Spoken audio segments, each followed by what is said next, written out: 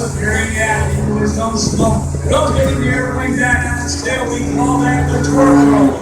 And now recovering on the way back down, he checks his direction, pulls the airplane for the turns. And your left, get perfect down so they drop above. This is only a warm-up. He will be back later on today for his full routine where he lets it all hang out. That will be about 136 this afternoon or thereabouts.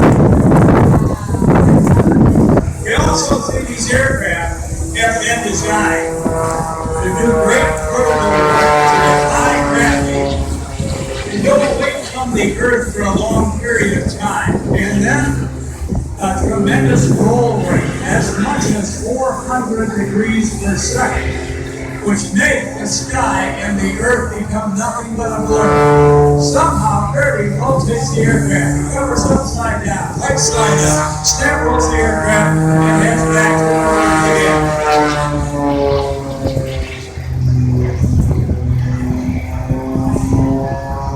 As he arcs around that maneuver is known as